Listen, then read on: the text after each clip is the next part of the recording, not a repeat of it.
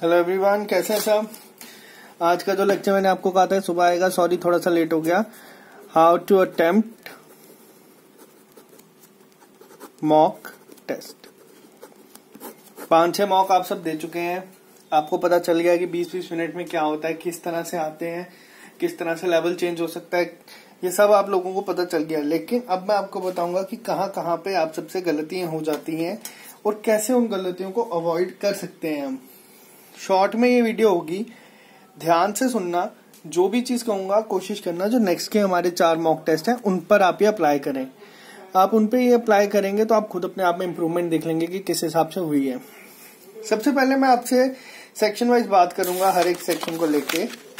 जैसे जब आप एग्जाम शुरू करते हैं, सबसे पहले आपके सामने आती है सेक्शन इंग्लिश। 30 क्वेश्चन होते हैं जिसको करने के लिए 20 मिनट आपके पास होते हैं। मैं आपको बता रहा हूं, ये मैं आपको एक अप्रोच बताऊंगा। अगर आपको इन अप्रोच से बेटर अपनी अप्रोच लगती है तो आप उसे कंटिन्यू करें, क्योंकि हर एक इंसान का अलग अलग वीक पॉइंट होता है और अलग अलग ही स्ट्रांग पॉइंट होता है। अगर आपको लग रहा है कि किसी चीज में आप सही कर रहे हैं तो आप उसे कंटिन्यू करें, आपको कोई जरूरत नहीं इसे करने की। मैं सिर्फ आपको एक एडवाइस दे रहा हूं कि इस तरह से मॉक टेस्ट और फाइनल एग्जाम को अटेम्प्ट करना होता है। देखिए, इंग्लिश में आपको मैं बता देता हूं कि एग्जाम में आएगा क्या। एग्जाम में आपको दिखेगा रीडिंग कम्प्रीहेंशन, ये 7 मार्क्स का होगा। Error detection, sentence improvement, fillers, parajumble या फिर जो हमने पढ़े हुए हैं सेंटेंस रीअरेंजमेंट, ये सब 5 मार्क्स के। और 5 मार्क्स का ही हमारा ये भी होगा। और 2-3 नंबर का अलग से भी यहाँ पे बीच में कोई एक ऐसी चीजें भी आ जाती हैं जो थोड़ी सी अलग होती हैं।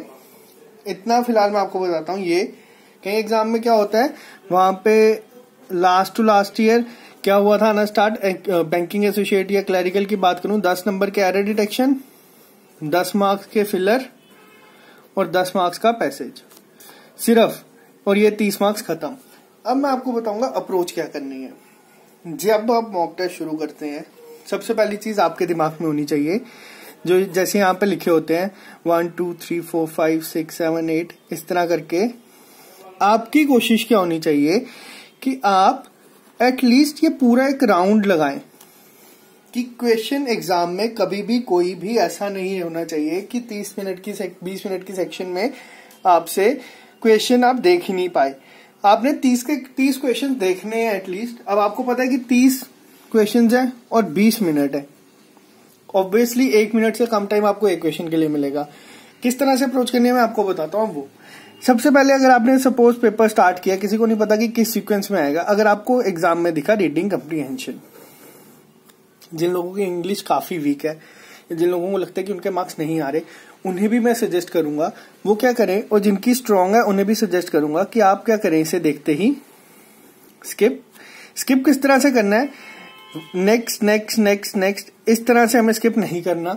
हमने देखा, हम फर्स्ट से सीधा स्किप करके इस स्क्रीन पे जाके 7th पर जंप करेंगे, टाइम बचाएंगे छोटा छोटा, क्योंकि यही है 20 मिनट है। अब आप मॉक दे रहे हैं, आपको पता है कि कितनी जल्दी ये 20 मिनट हो जाते हैं और कितनी जल्दी खत्म हो जाते हैं। सीधा 7th पे आप जंप करेंगे और उसके बाद नेक्स्ट 8th क्वेश्चन। अगर आपको सपोज ये दिखता है, आप अटेम्प्ट करेंगे। अटेम्प्ट किस तरह से करेंगे, सेंटेंस को सिर्फ एक बार रीड करना है, और अगर आपको इसमें कोई एरर दिखा पहली बार रीड करने के लिए, आप उसको क्या करेंगे, मार्क, और अपना आंसर कभी चेंज नहीं करेंगे, भूल के भी नहीं।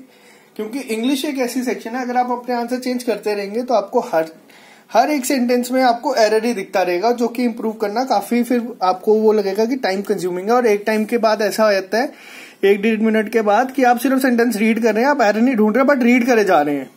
तो इन चीजों को आपको यहाँ पे इस तरह से टैकल करना है।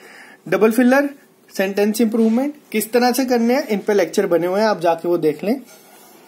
उसके बाद आपको जब एग्जाम में सपोज 12 से 13 मिनट हो गए और आप ये सारा पेपर अटेम्प्ट कर चुके हैं, बाकी वाला आपके पास लास्ट में बचा पैराजंबल। अगर सेंटेंस रीअरेंजमेंट है तो आप उसे भी अटेम्प्ट करेंगे, जो नए पैटर्न के मैंने करवाए हैं वो।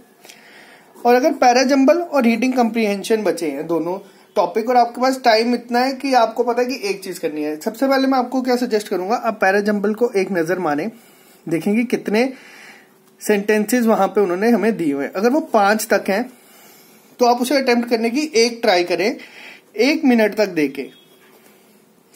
अगर वो आपका सीक्वेंस बनता हुआ आपको दिख रहा है तो उसे कंटिन्यू करें। अगर आपको लग रहा है कि ये नहीं बन पाएगा या उसमें इतने सेंटेंसेस वैसे होंगे नहीं एग्जाम में, 5 से 6 तक होंगे मैक्सिमम, अगर आपको लग रहा है कि ये नहीं बन पा रहा तो आप कहां जंप करेंगे, सीधा कम्प्रीहेंशन पैसेज पे। अब यहां पे मैं आपको बताता हूं क्या, कभी कभार होता है कि हमारा पूरा पेपर करते हुए हमारे पास टाइम कम बच जाता है, 1.5 से 2 मिनट का टाइम बचता है सिर्फ, और हमारे पास पूरा पैसेज पड़ा होता है। लोग कहते हैं कि यार अब हम करें क्या, छोड़ो अब तो ये होगा नहीं, ना हम पढ़ पाएंगे ना कुछ। आपको बता दूं कि 2 मार्क्स के वहां पे आते हैं सिमिलर मीनिंग या अपोजिट मीनिंग, जो आपके वोकैब पे डिपेंड करते हैं। आपको क्या करना है, आपको सीधा उसी पे जंप करना है और वो 2 अटेम्प्ट कर लेने के, एटलीस्ट आप इस 7 में से 2 तो अटेम्प्ट करके ही आए अगर आपका टाइम कम है। इस सेक्शन में इन छोटी छोटी चीजों का ध्यान रखना है। हो सके तो नेक्स्ट मॉक में आप इसको इस तरह से अप्रोच करके देखना। अब बात करते हैं अपनी अगली सेक्शन की, जो है हमारी यहाँ पे न्यूमेरिकल एबिलिटी। न्यूमेरिकल एबिलिटी का मैं आपको बताता हूँ एक चीज। न्यूमेरिकल एबिलिटी के लिए काफी लोग कह रहे हैं कि सर ये नहीं हो पा रही, 20 मिनट के सेक्शन में यहाँ पे आपको 35 क्वेश्चन अटेम्प्ट करने होते हैं। लेकिन ये 35 क्वेश्चन किस तरह से आते हैं मैं आपको बता दूं। क्वाड्रेटिक इक्वेशन 5 मार्क्स की, नंबर सीरीज DI 10 मार्क की, अप्रोक्सीमेशन 5 मार्क्स की। ये हर एक शिफ्ट में पैटर्न चेंज होगा, तो हो सकता है कि अगर किसी की शिफ्ट में नंबर सीरीज आए तो दूसरे में की शिफ्ट में अप्रोक्सीमेशन आ जाए। तो करके सब कुछ प्रिपेयर करके जाएंगे, कुछ भी आ जाए तो आप एटलीस्ट उसे अटेम्प्ट कर पाए। और जो मिसलेनियस आएगा वो होगा हमारा 10 नंबर का, ये होगा हमारा। ये आपको मैं बताता हूँ एक चीज, अब जैसे कई लोग हैं, अब जैसे हमने अभी चैप्टर पढ़े एजेस, एवरेज, रेशो, परसेंटेज, ये काफी इजी चैप्टर है। इसका एग्जाम में आपको क्वेश्चन दिखेगा, आप तब क्या करेंगे, स्किप, या बेटर ऑप्शन है मार्क फॉर रिव्यू। क्यों? क्योंकि ये क्वेश्चन ऐसे हैं जो आपका 1 से 1.5 मिनट ले लेंगे और आप हो सकता है कि अप्रोक्सीमेशन के 5 क्वेश्चन छोड़ दो एंड में।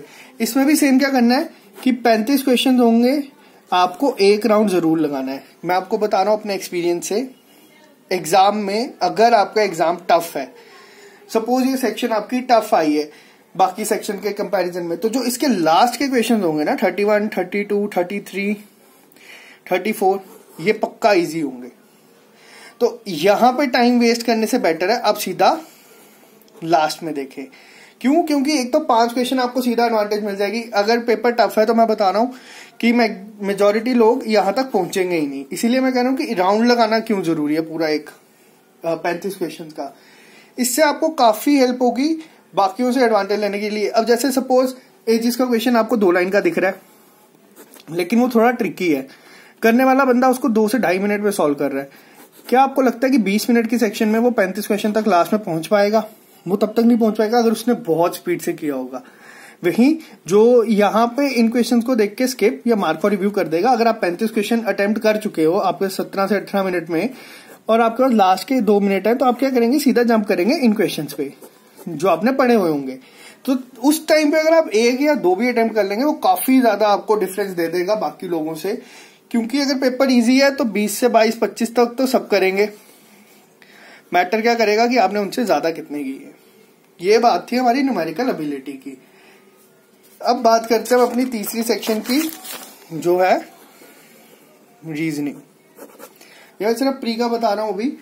रीजनिंग में क्या होता है, रीजनिंग में हमें मैक्सिमम लोगों को प्रॉब्लम कहां दिखती है, वो दिखती है हमें पजल में, जो 10 से 15 की आएगी बैंकिंग एसोसिएट में और 20 तक आएगी पीओ में। बाकी ब्लड रिलेशन, इनइक्वालिटी, साइलॉग, डायरेक्शन, ये सब। अब मैं आपको बताऊंगा रीजनिंग का करने का सबसे इजी तरीका क्या है। अगर आप पीओ के लिए अपीयर कर रहे हैं तो आपको मैं बता दूं कि आप सबसे पहले कोशिश करें कि ये 15 मार्क्स आप अपने सिक्योर कर लें, बेशक आपको 20 मिनट क्यों ना लग जाए।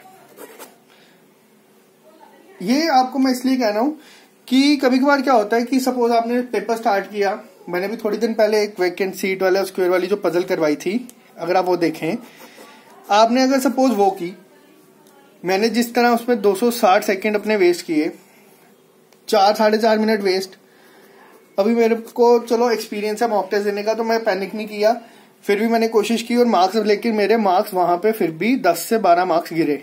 अगर ऐसा कभी आपके साथ एग्जाम में हो, आपको मैं बता रहा हूं कि आप लोग रीजनिंग की सेक्शन ही छोड़ दोगे। क्यों? क्योंकि पजल एक ऐसी चीज है जो अगर आप स्टार्टिंग में अटेम्प्ट करते हैं, या तो आपको काफी मोटिवेट कर देती है, जो चांसेस कम है, ये आपको डिमोटिवेट ज्यादा ही करेगी अगर वो फंस गई पजल, नहीं निकली तो। कोशिश क्या करनी है कि पहले आप अपने 15 मार्क्स तो लो, कि सेक्शनल कट ऑफ तो क्लियर हो, 10 मिनट लगे, 12 लगे, 15 क्यों ना लग जाए। उसके बाद जो आपके पास 5 मिनट होंगे, क्या करना है, बिल्कुल जल्दबाजी नहीं करनी, बिल्कुल जितना आराम से, कोशिश टारगेट रखनी है कि एक पजल आप अटेम्प्ट कर लें, टारगेट ये रखना है। और जितना आराम से आप करेंगे, मैं आपको बता रहा हूं, उस जितना आपको नॉर्मल पजल करने में टाइम लगता है, उसका आपको आधा टाइम लगेगा वो पजल सॉल्व करने के लिए, अगर आप उसको बिल्कुल बिना पैनिक हुए करेंगे तो। बिना पैनिक हुए पजल करने का तरीका आपको मैंने बताया हुआ है किस तरह से करनी है, सारी पॉसिबिलिटीज बना के। ये तो आ गया पहली चीज। दूसरी चीज मैं आपको बताता हूं, अगर इनकेस आपके पास सपोज एग्जाम में टाइम कम है, पजल को देख के आपको क्या करना है। सबसे पहली चीज, अगर आपको दिख रही है एक पजल आपको इतनी दी है और दूसरी आपको छोटी सी दी है, आपने क्या करना है, मार्क फॉर रिव्यू, कि जब आप इसका भी पूरा एक राउंड लगा लें 1 से 35 क्वेश्चन का, आपको कंफ्यूजन ना हो कि वो कहां पे थी पजल या क्या, आप सीधा वहां पर जंप करें और उसे सॉल्व करें। और जब मैं बोल रहा हूँ कि ये 15 क्वेश्चन, इसका मतलब ये नहीं है कि आपको हर एक क्वेश्चन सॉल्व करना है। कई क्वेश्चन आते हैं बीच में कि आपको पूछते हैं कि फॉरवर्ड और बैकवर्ड कितने वो लेटर होंगे जो सेम अल्फाबेटिकल सीरीज में होंगे, या कितने वर्ड बन सकते हैं। जरूरी नहीं है कि आपको सब अटेम्प्ट करने हैं, नहीं अगर हो रहा या आपको लग रहा है कि ये टाइम कंज्यूमिंग है, आप उसको स्किप कर दे, 2-3 क्वेश्चन आप यहां पे भी छोड़ देंगे, कोई फर्क नहीं पड़ेगा। लेकिन पजल के टाइम जल्दबाजी कभी नहीं करना। जो लोग कह रहे हैं कि पजल में स्पीड नहीं बन पा रही, उन्हें मैं फिर से एक ही चीज कहूंगा कि पजल एक ऐसी चीज है जो आप जितना आराम से करेंगे आपको उतना फायदा होगा। अभी तक हम जितना पढ़ चुके हैं, ये जितने मॉक दे चुके हैं, अभी मैं रात को ही नेक्स्ट वीडियो डाल दूंगा जिसमें मैं एनालिसिस कर दूंगा मॉक टेस्ट का, मैंने अभी देना है। आपको मैं एक और चीज बता दूं, कल मैं आप लोगों के थोड़े जितने ज्यादा डाउट है, कल शायद 2 से 3 वीडियोस भी आ सकती हैं, तो मैं सारे क्लियर कर दूंगा। इन चीजों को आप ध्यान से, जो लोग अभी कर रहे हैं या लग रहा है कि नहीं हो पा रहा, वो दोबारा वीडियोस पुरानी वाली देख लें, रिवाइज करते चले आराम आराम से। मैं आपको एक और गारंटी देता हूं, जब हम लास्ट अपना मॉक टेस्ट देंगे, जो मैं आपको दूंगा अलग से, कि जिस लेवल का पेपर आता है वो एग्जाम लेवल का, जब वो आप करेंगे सॉल्व, आप खुद अपने मार्क्स देख लेना और फिर सीधा जाके एग्जाम दे आना।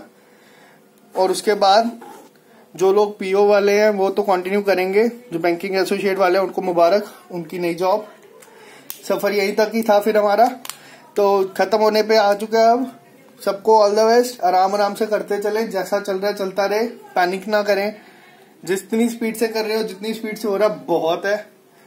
एग्जाम के टाइम पे आपको खुद दिख जाएगा कि कितनी इंप्रूवमेंट आपकी डे 1 से लेके अभी तक हुई है। तो रिटर्न में मेरे को किसी से कुछ नहीं चाहिए, बस आप करते चलें। सिलेक्शन आप सबको मुबारक। अब मिलते हैं नेक्स्ट लेक्चर में वीडियो के एनालिसिस के साथ, मॉक टेस्ट के। तो इतना ही रखते हैं आज के लिए।